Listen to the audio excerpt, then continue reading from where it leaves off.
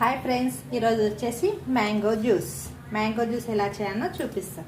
ఇలా ఒక మామిడి పండు తీసుకొని ఇలా పీల్ చేయాలి. ఇలా మొత్తం పీల్ తీసేసి చిన్న చిన్న ముక్కలుగా కట్ చేసుకోవాలి.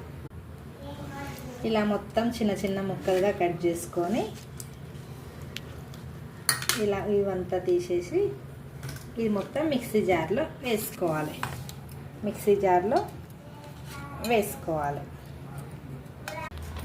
చిన్న చిన్న ముక్కలుగా కట్ చేసుకొని మిక్సీ జార్లో వేసుకొని 3 టేబుల్ స్పూన్ షుగర్ వేసుకోవాలి.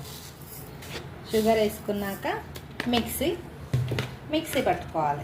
మిక్సీకి వేసుకున్నాక ఒక గిన్నెలోకి తీసుకొని ఇందులోకి కొంచెం యాలకుల పొడి